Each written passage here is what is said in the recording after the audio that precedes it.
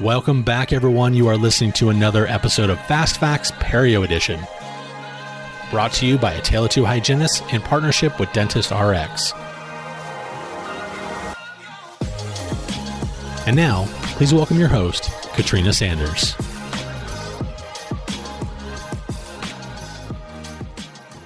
Hello, and welcome to Fast Facts Perio Edition. Oh my gosh, you guys, welcome back. This week, I'm so excited. We're going to be talking about some of the new concepts in periodontal diagnostics. And this is going to kick off an awesome conversation about some of the changes that we're starting to see from the American Academy of Periodontology. In previous episodes, we talked about the fact that the AAP sat down as a world federation in 2017 and really kind of decided that they wanted to reclassify the way that we had discussed periodontics previously.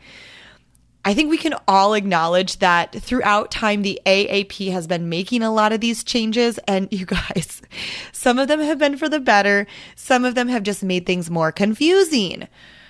When I would go and I'd travel, I'd speak in front of audiences, I would ask the room, how many of you are utilizing the case type classification system?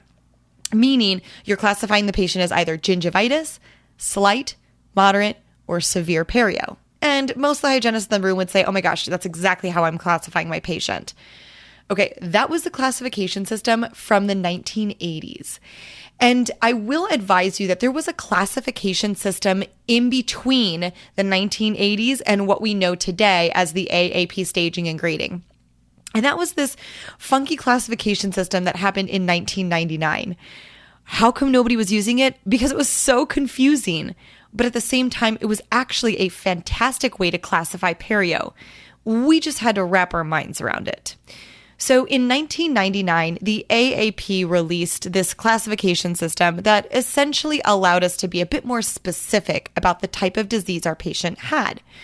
So they could be classification 0 or healthy, classification 1, gingivitis, classification 2, chronic perio, classification 3, aggressive perio, classification 4, perio as a manifestation of systemic disease, classification 5, see where I'm going with this, necrotizing diseases, classification 6, abscesses of the periodontium, classification 7, periodontitis associated with endodontic lesions, and classification 8, developmental or acquired deformities and conditions.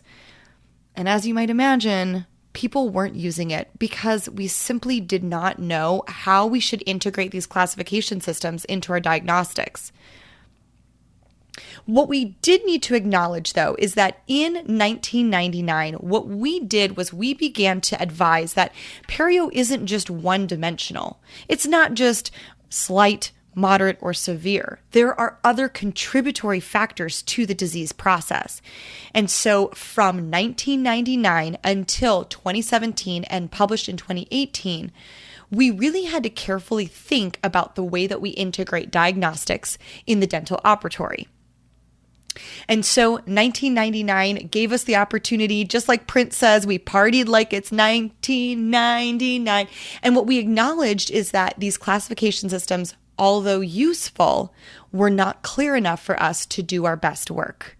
Stay tuned next week as we talk about some of the major impactful differences between the 1999 classification system and what we know today in the 2017 AAP staging and grading classification system.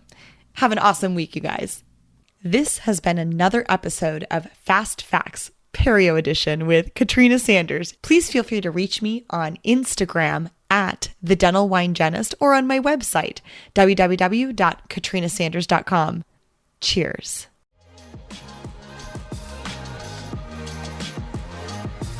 Thank you for listening to another episode of Fast Facts Perio Edition, brought to you in part by Dentist RX, makers of the IntelliSonic line of power brushes. Find out more by visiting their website at dentistrx.com. We'll see you next week for another Fast Fact.